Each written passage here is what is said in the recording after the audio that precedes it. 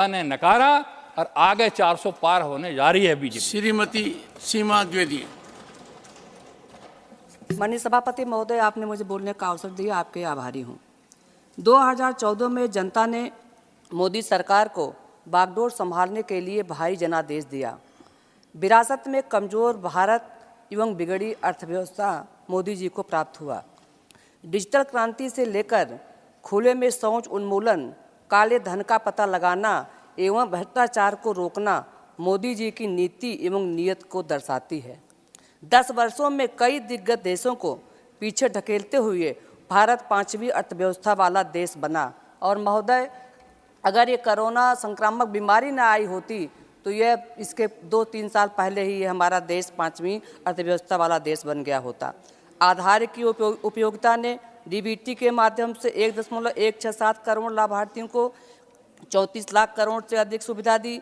स्वच्छ Bharat mission, Ujjwala gas connection, PM Jan Dhan खाता, PM किसान सम्मान निधि, श्री अन्न, बिजली, एयरपोर्ट, एनएचआई, आवास, पीएम विश्वकर्मा योजना, लखपति दीदी, बैंक सखी, ड्रोन सखी, बेटी बचाओ बेटी बनाओ और महोदय अंत में महिला शक्ति बंधन अधिनियम ला करके शून्य से शिखर तक महिलाओं को पहुंचाने का काम माननीय प्रधानमंत्री जी ने किया। महोदय, अब मैं यूपीए सरकार की कुछ घोटालों के बारे में बताना चाहती हूँ।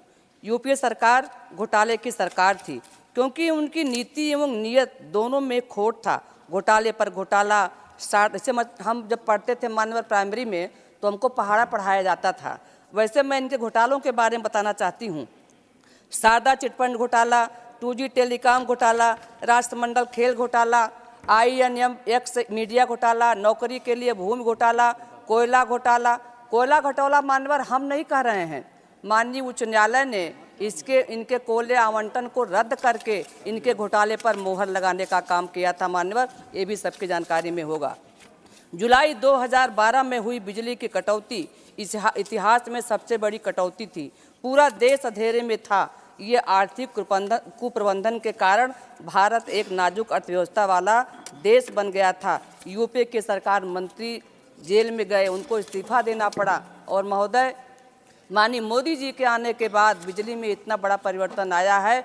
आज गाँव में 18 घंटे बिजली, शहरों में 24 घंटे बिजली हमको प्राप्ति हो रही है। अब महोदय, हम 2014 के पहले तथा 2014 के बाद के भारत की तुलना करते हैं।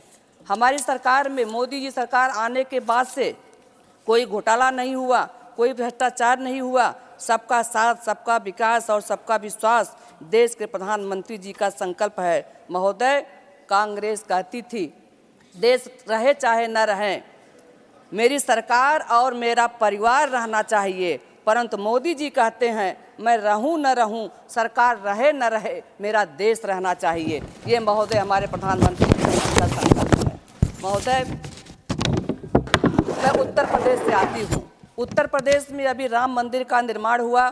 मर्यादा पुरुषोत्तम भगवान श्री रामचंद्र जी अपने मंदिर में विराजे, उनको प्रतिष्ठित किया गया, जिनकी वजह से करोड़ों करोड़ सनातन धर्मावलंबियों की मनसा पूरी हुई। महोदय, सरयू नदी का पानी खून से लाल था। कोठारी बंधु सहित तमाम कारसेवकों पर गोलियां चलाई गई।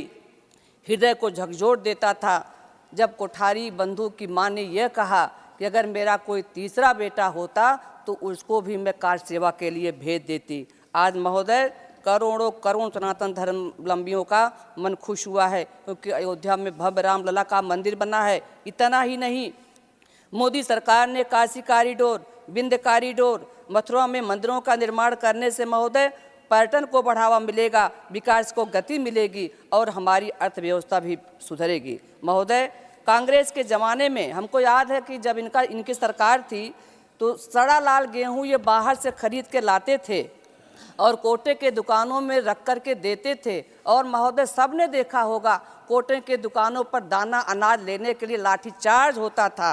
आज महोदय, हमारी सरकार लगातार निःशुल्क राशन दे रही है और आगे देते भी रहेगी। और हमारी सरकार one national plan ration card देश के लिए एक संजीवनी है। महोदय, मैं ये भी कहना चाहती हूँ, मोदी सरकार जी ने अपने कम कार्यकाल में बहुत बड़ा काम किया। एक आखिरी लाइन महोदय मैं कहना चाहूँगी। एक बात मैं ये आपको बताना चाहती हूँ कि हमारी सरकार चाहती है कि सबको घर मिले, सबको आवास मिले, सबको सम्मान मिले। तो मैं एक लाइन के साथ अपनी बात को समाप्त करना चाहती हूँ। अगर तूने सोची है किश्तियाँ डुबोने की, अगर तूने सोची है किश्तियाँ डुबोने की, तो हमने भी ठानी है आसियाँ बनाने की। यह मोदी सरकार का संकल्प है। महोदय, आपने मुझे अवसर दिया, बहुत बहुत धन्यवाद। Honorable Minister to reply the discussion.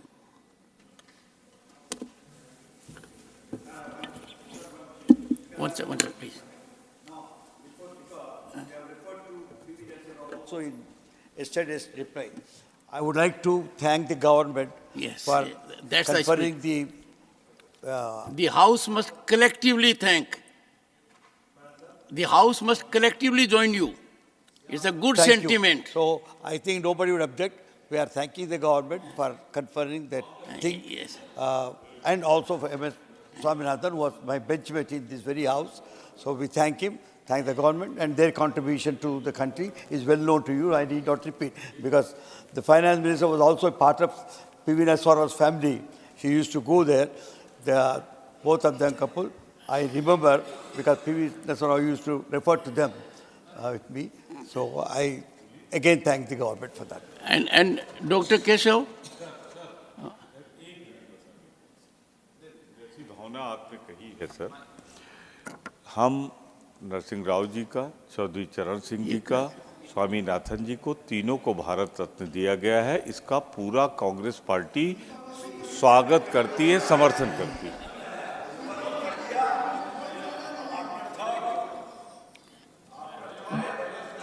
Dr. Keshav, let me indicate to you, when Narasimha Rao ji was Honorable Prime Minister, I got call one day. One second, please sit down, sit down. Nothing be Raji, over. I got a call from the PMO. I used to make an effort to meet him frequently, but he used to fructify every 3-4 months. Then he said, you are a senior advocate. I want to associate you. He was president of the Congress party also, in my legal cell. I said, Honorable Prime Minister, any assignment is good enough. I was part of the Congress party. He made me in charge of legal cell. There were a number of occasions, and you would recollect. Then when I got the message from the tweet of the Honorable Prime Minister, about 3 of them, I reacted and indicated this. I am so glad that you have spoken about it, and these are celebratory moments when the entire House must speak in one voice. Honorable Finance Minister.